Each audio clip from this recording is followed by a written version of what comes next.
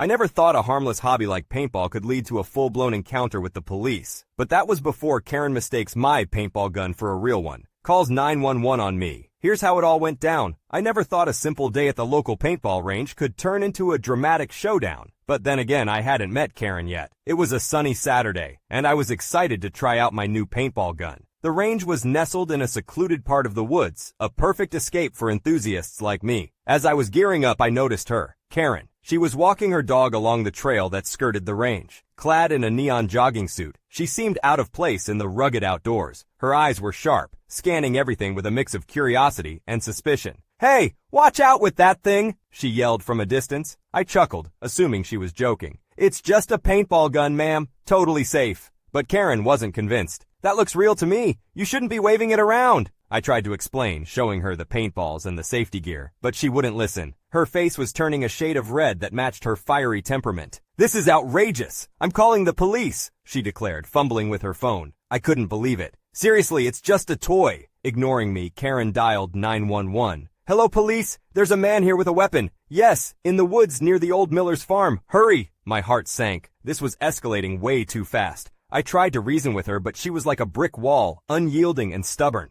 The sound of sirens in the distance made my stomach churn. This was a nightmare. I put down my paintball gun and raised my hands, not wanting to make any sudden moves. The police arrived, their expressions stern. "Sir, step away from the weapon. It's not a real gun," I protested. "It's for paintball." Karen stood at a safe distance, her arms crossed, a smug look on her face. "I told you he had a weapon." The officers cautiously approached and inspected my paintball gun. After a tense few minutes, they confirmed it was indeed just for sport.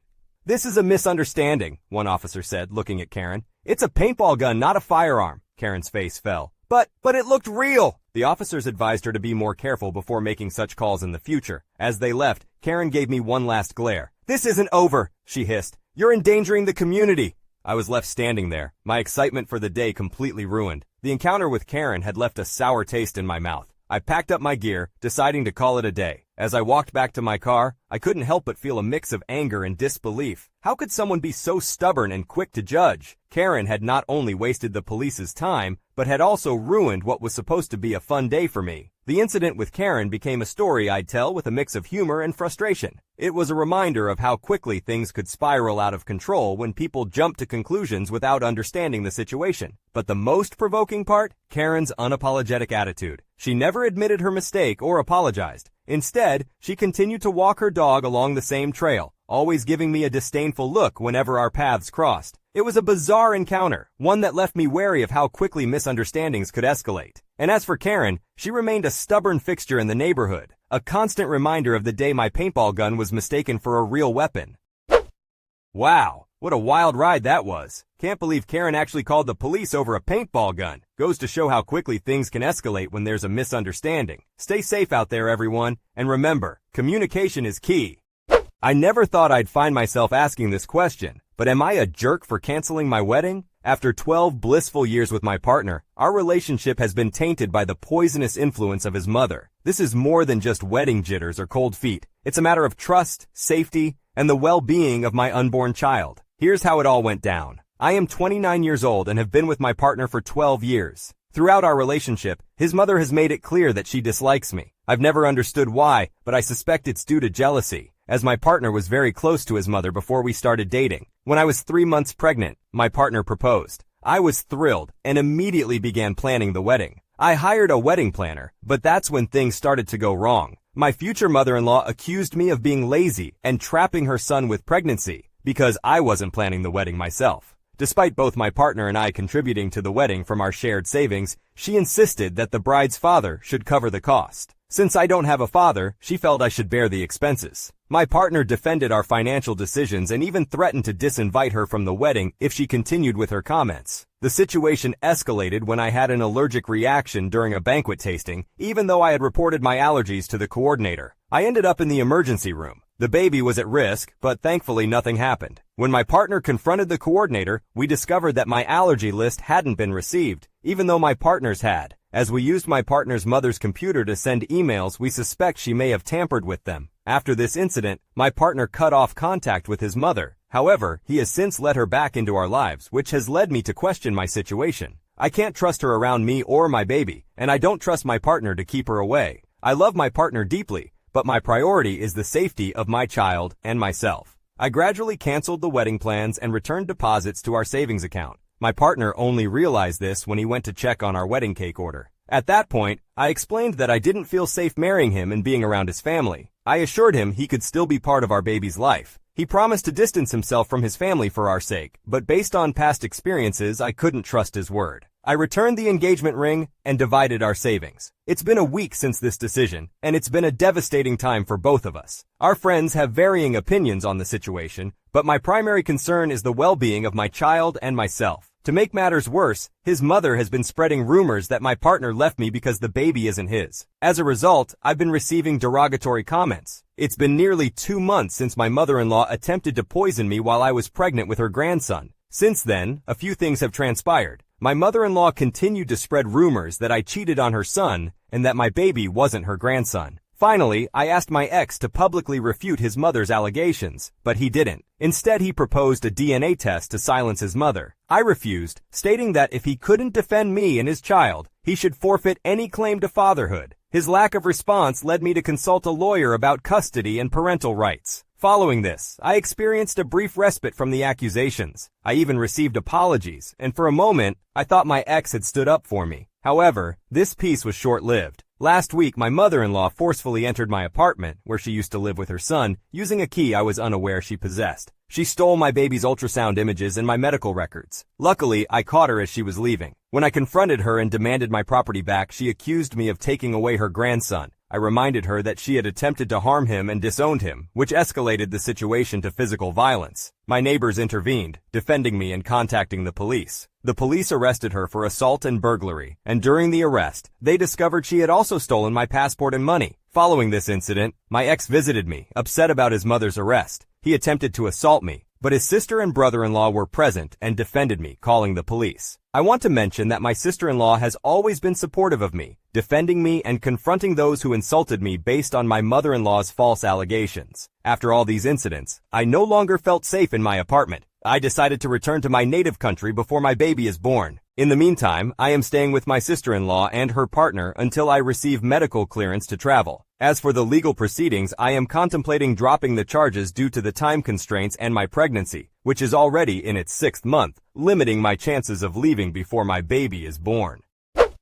This is a harrowing story that highlights the importance of self-preservation and prioritizing personal safety over societal norms. It's a reminder that not all relationships are meant to be, especially when they pose a threat to one's well-being and that of an unborn child. It also underscores the importance of having a support system in the face of adversity and the courage it takes to prioritize oneself in such dire circumstances.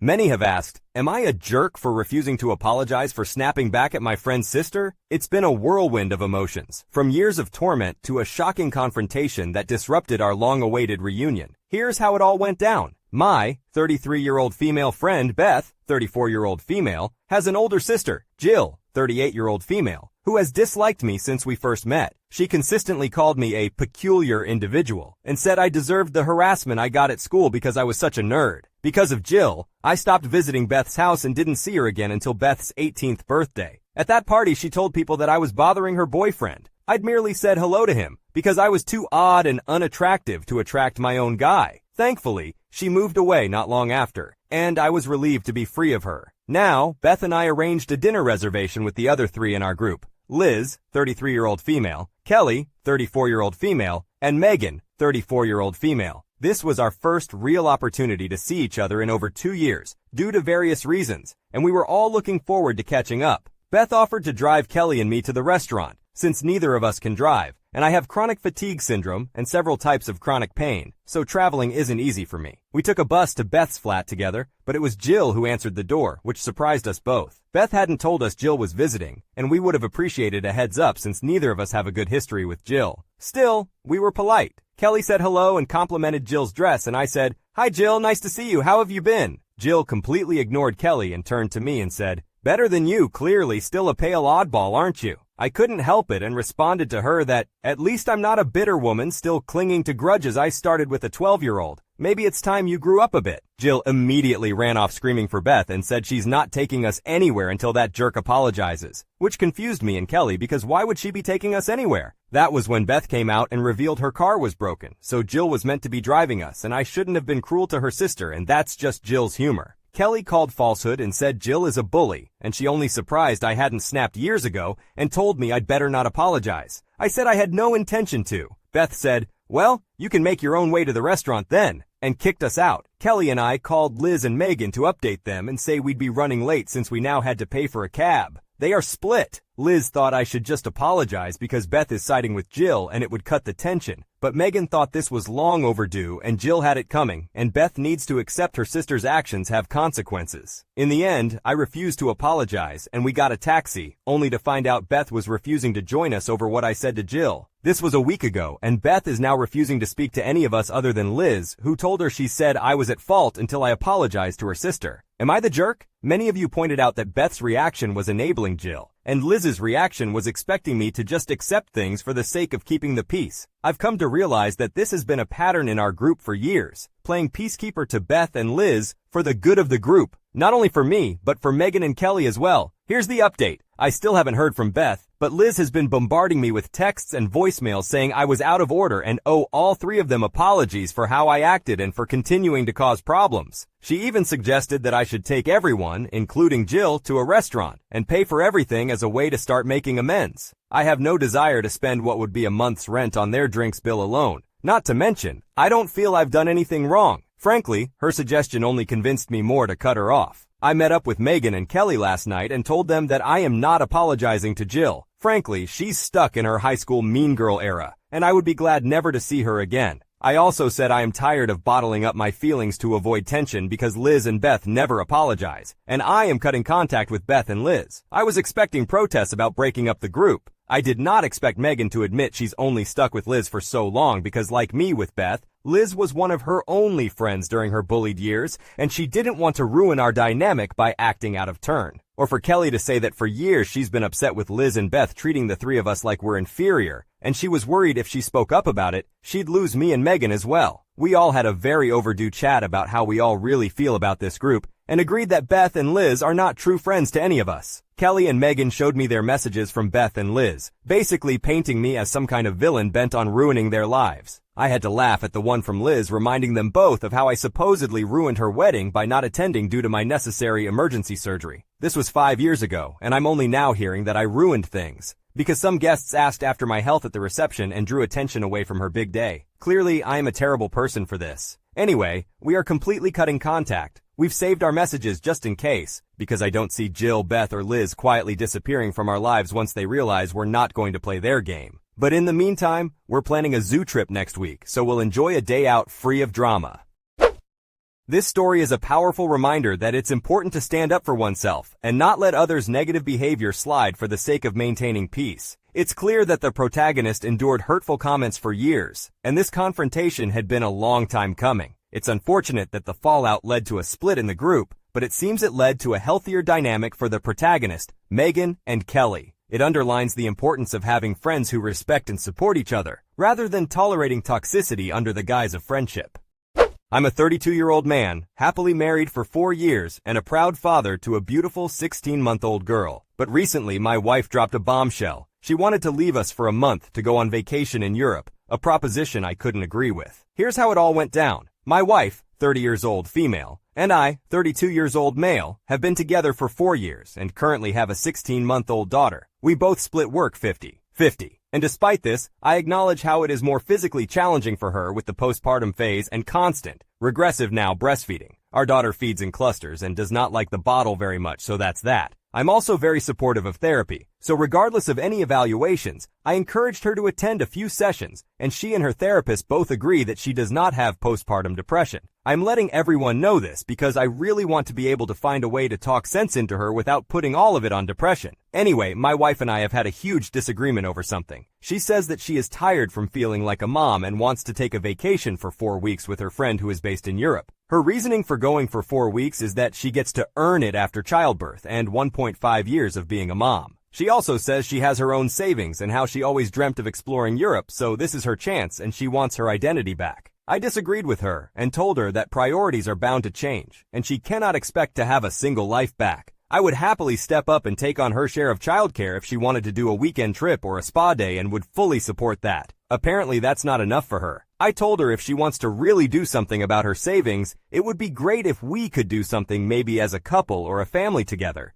because I also deserve a break as much as she does. I told her how it's selfish she is choosing to spend her savings entirely on herself when I nearly exhausted all my personal savings on a large family expense. I told her I cannot comprehend the idea of a mom wanting to be away from her toddler for nearly a month and almost shamed her for it. May make me seem like a jerk, but emotions were high and I was angry. And it was making things difficult for me because I realistically would have to exhaust my paid time off and be both mom and dad to our baby. I told her I cannot stay in a relationship with someone who cannot compromise with me on this. She started crying and told me she wants to feel like herself again, and I told her she definitely can do something this weekend as well, but her propositions are highly unrealistic. It seems that she does not want to accept things as they are. I suggested maybe she could get therapy and got told I won't accept the unacceptable and how I was condescending her into therapy. Can someone please share what I should say to her? Just to clarify my stance on trips, I fully support it if she wants to take a trip over the weekend with her sisters or friends. Spouses or parents should be able to do that. Personally, for me, a good cutoff would be 4-5 days. Everyone is entitled to their own preferences, and I was sure about where my wife and I stood when we got married. I don't think it is appropriate for a married person, and now a parent, to leave the household to be away from your family for more than that time. I thought my wife agreed with me because she held the same views as well. My wife and I had been pretty much awake and talking. I initiated a conversation basically, and it was for the most part quickly resolved. When I made the above post, I had already begun planning how I would have liked to approach this situation. I thought I might be crazy or being an awful partner to her by disagreeing with her choices. Thank you to everyone who reassured me that her expectations indeed sounded unrealistic, and I was able to register a lot of good advice, particularly Poppy Pie 77, who helped me articulate my thoughts as to not sound like an ultimatum. I sat my wife down and told her that I, again, do not feel comfortable with her being in a different continent for such a long period of time. I feel this would not be good for our daughter and our marriage. I do not make decisions for her, but I would also take steps to ensure that there are going to be consequences if she doesn't take my opinions into consideration. After all, this decision to spend so much money and be away from the household, me stepping up entirely and exhausting my paid time off, needs 2 yeses. If she chooses to go, she may come home to a daughter, but not a welcoming husband. That it will permanently change our relationship, and I might not be interested in continuing a relationship with someone who can so easily abandon her family. And for that wound, she would be the only one responsible. Before anyone scolds me again for being harsh, let me tell you, I tried my best to be empathetic to her situation and offered compromises, but she just wouldn't listen, even rejected therapy many times. At this point, she was growing very anxious to the point she started crying. I calmed her down and told her that we need to fix whatever issues we have, and it is glaringly obvious she needs a break too. For that first, she is going to cut off our toddler from her breasts to give her that first step in feeling like herself. Secondly, she would have to agree to travel domestically and compromise on traveling for no more than 12-14 days, with the condition that I get to have a similar break too at a later time, and I won't use my own funds. I hadn't mentioned what purchase I made with my savings in my original post, but it was a van for our family. Finally, she needs to seek therapy for a comprehensive evaluation for potential postpartum depression. I'm currently uncomfortable with her mental state, whatever it might be. Her fantasies about a trip to Europe evolved into actual planning, which has eroded my trust in her as a parent and partner. She needs to reflect on this and make necessary improvements. If I continue to feel uneasy, we may need to consider couples counseling to rebuild our trust. After all, asking me to use my paid time off, take on extra responsibilities for a month, and use family funds was a significant request. I'm still unsettled by how readily she seemed to disregard her responsibilities, and I need time to process it all. This story brings to light the challenges that many new parents face regarding both personal identity and the role of parenting. It highlights the importance of communication, compromise, and understanding in a relationship, especially when confronting significant changes such as becoming parents. It's clear that both parties are struggling in their own ways, and that finding a balance between individual needs and family responsibilities is crucial. This situation underscores the need for ongoing dialogue and mutual support in navigating the complexities of parenthood and maintaining a healthy relationship. I never thought I'd be the woman asking her husband to choose between his PlayStation and our marriage. Yet here I am, a tired, frustrated wife, looking for connection in a relationship dominated by video games and unfulfilled needs. It may sound absurd, but this is the reality of my life. Here's how it all went down. I, a 34-year-old woman, have been with my husband, a 41-year-old man, for 15 years, and we have been married for 11 of those years. We have a 7-year-old daughter. Since our daughter was born, we have been intimate maybe once a year. I'm always the one that has to initiate any type of intimacy. When we do, it's hard to get him to stay awake, and it's a lot of work on my end. He's seen a doctor, and there are no issues with his health. And he won't take the little blue pill because he says he doesn't need it and doesn't have an issue. My husband has always blamed our lack of intimacy on our daughter since she used to sleep in the bed with us. I've tried to get him to go to a different room, but there's always some excuse like he's too tired. However, then he will go up to our game room and play his video games. Our daughter has been sleeping in her own room for over 6 months now, and nothing has changed. He still uses the excuse that our daughter has slept in the bed with us all this time. My husband is a good person and a good dad. He works hard for his family, working 60 hours a week. But besides paying the bills, that's the extent of it. He says he's tired and tells me I don't understand the stress of having to take care of the family financially. I work 40 hours a week, run a small business, make all of our appointments, handle anything related to our daughter. I'm the classroom mom on the parent-teacher organization, and do all household chores. I do all the laundry, cleaning, meal preparation, grocery shopping, take vehicles for oil changes, yard work. I mow and take care of 2.5 acres, and take the trash cans out. I do pay some of our bills, and I pay for all of our daughter's extracurricular activities, which definitely adds up. He just thinks my load of work and contributions do not amount to what he does. This past week, I looked at his phone because he saves reels on Facebook for me, usually funny stuff and recipes he wants me to try. I saw in his search history all of these profiles of attractive women and groups he's been looking at, which really upset me. I wouldn't be upset if he approached me to be intimate and I denied him. I confronted him about it and he said he doesn't look that stuff up. I told him I'm not naive and it's clear as day. Then the next day he admitted that he clicks on those girls' profiles and groups because he's a man and likes to look. He's been locking his game room recently while in there, and when he says he's sleeping, I know he's playing his PlayStation. And I guess now he also looks at these different profiles. I've seen lotion up there a long time ago while cleaning, and had asked him about it, and he swears he's not doing anything inappropriate, but I'm not naive. I really just dislike being lied to. He says I'm a hypocrite because I watch adult content. But I wouldn't watch adult content and take care of my needs if he would be intimate with me. It's also not like I'm going to a specific person or their profile when I do pull up a video. I've also been honest with him that I self-pleasure and watch adult content. I admit I am a hypocrite and guess I'm just hurt because it just seems it's me. To me, it feels like he's not attracted to me or just doesn't seem to want me. He says he doesn't really have a drive and that's what I had thought, but after seeing what he likes to click on, I feel he just doesn't have a drive towards me. Looks-wise, people tell him he definitely leveled up.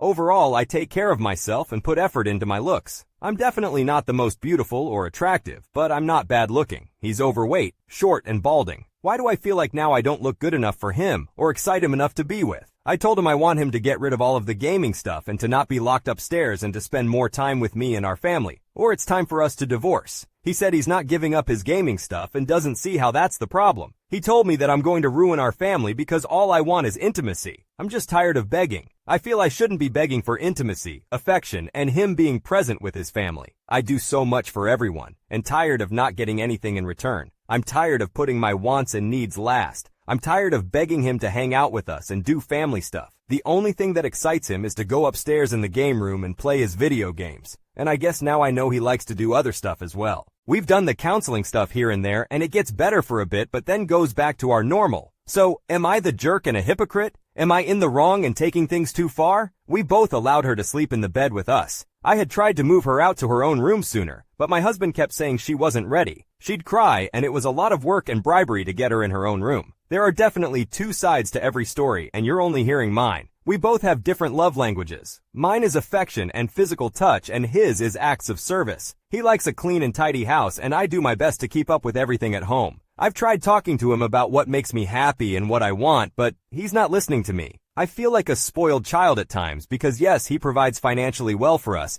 and I don't lack anything. It just hurts. I want to be seen again. We used to be such a team, and now it feels like a competition of who does what. My husband really isn't a bad person or father. Our daughter is definitely a daddy's girl, mostly because I'm the disciplinary parent that makes sure she brushes her teeth, does her schoolwork, and so forth. On our days off together, he'll do a few things with us and then say he needs to get some rest, but he goes upstairs and plays video games. He really does work too much. He says he works so much because he wants to make sure we're taken care of if something happens to him. His father was never there, and his mother struggled when he was growing up. I realize now that in writing out my feelings in my previous post, I didn't properly title it. I've made the correction in this update. Yesterday, I sent my husband the following questions. Should we stay together solely for our daughter? What do you love about me besides my roles as a mother and wife? What do you appreciate about me? What do you feel is missing from our relationship aside from financial aspects? How do you think I contribute to our relationship? Do you not desire a physical and intimate relationship?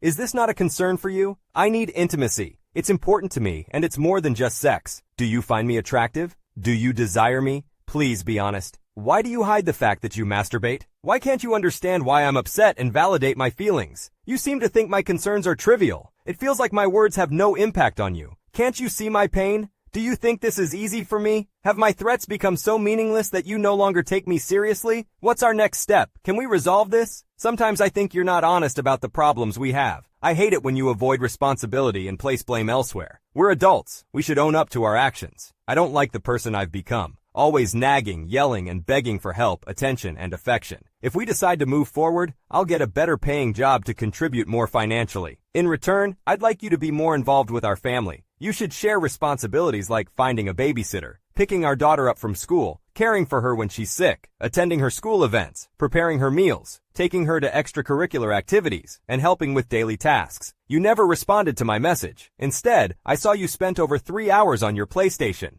To me, this speaks volumes. Contrary to some responses to my original post, I'm not solely seeking sex. I want intimacy, a sense of being loved and desired. I want us to function as a team, without it feeling like a competition over who does what. Perhaps we're past the point of resolution. Now, my main concern is making this transition easy for my daughter. I'll continue to smile and hide my pain because her well-being comes first. I don't want her to feel guilty or upset. I understand that it won't be easy, but I would like to thank everyone for their advice, including the parts that were tough to hear. I realize it's challenging to form an opinion when you only hear one side of the story. I accept my role in closing this chapter of our lives. It seems it's time to move on. We can achieve happiness as long as we agree on terms regarding our child and finances.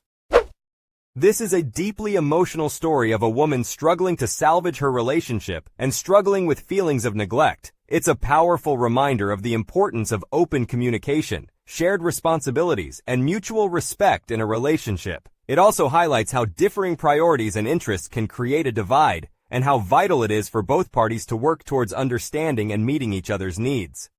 Have you ever been painted as the villain in your own life story? I never thought I would be, especially not in my own home. But when I found myself caught in the crossfire between my boyfriend, his ex, and our intertwined lives, I had to ask myself, am I a jerk for kicking out my boyfriend's ex? Here's how it all went down. I, 36 female, and my boyfriend, 42 male, have been together for 7 years. We have both been married and divorced before and like to maintain financial independence from each other, keeping things pretty separate. What's mine is mine and what's his is his. I am child-free and have worked my way up in my field and am comfortable. My boyfriend doesn't earn what I do. He pays a lot of child support and contributes, as he should, to all of his 5 kids' after-school activities. So our arrangement between us is, I pay all of our household bills, loans, and food, and he looks after his kids and contributes what he can to our household. 5 years ago, I bought a home for us, and I even went as far as buying a home that would suit his kids so they would feel comfortable when they came and stayed with us. This caused a lot of drama. His ex felt that I was trying to buy the children, and in her words, she only got the house to rub in how much better she thinks she is. I have always kept my distance from his ex. It was a messy divorce for them, which she blamed on me, even though I didn't meet my partner until they'd been separated for nearly a year. She has a history of domestic violence towards him, and my presence makes it worse. 18 months ago, I got a great job opportunity, which would mean we would need to relocate 12 hours away from our current home. After discussions between my boyfriend and I and my boyfriend and his ex, we agreed that we would make the move for my job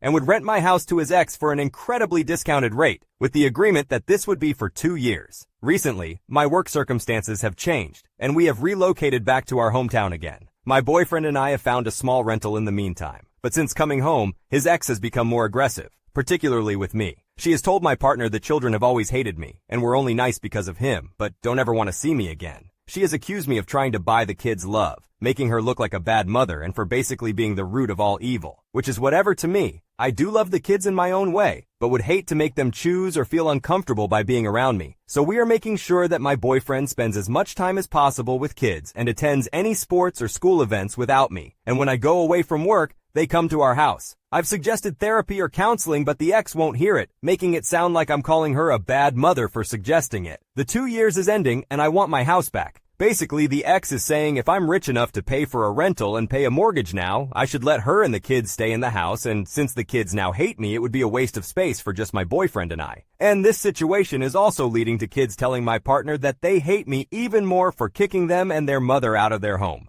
My boyfriend is very torn. He just wants his kids safe and happy. After considering numerous comments on my original post, I decided to sell my house. It didn't feel like home after the unpleasant woman lived there longer than I had. I conferred with my boyfriend, who was non-committal about the situation, but agreed it was my decision. I offered the ex the option to stay in the house, and I would sell it as an investment property with a tenant. Alternatively, she could move out. Her response was an outburst of insanity, revealing her rekindled, emotional affair with my boyfriend. It appears that they had gotten close again since my boyfriend and I moved back to our hometown. The ex sent me a ton of screenshots of romantic messages and pictures, along with lengthy complaints about me. She suggested I might let them have the house if my boyfriend and I separated, given I wouldn't need all that space. Naturally, I confronted my boyfriend. He looked extremely panicked, but confessed to everything. He claimed it was more of an emotional relationship and hadn't turned physical. He apologized profusely, stating that he leaned on her for comfort because I was often away. He missed his kids and often felt emasculated by me. He gave other reasons and excuses that aren't worth mentioning. Long story short, I am now single. I've evicted both of them and listed the house for sale. I've also placed an offer on a charming beachside townhouse. After a few glasses of wine this evening, I decided to update Reddit and admit that most of you were right in my original post. Life isn't great at the moment, but I'm confident it will improve eventually.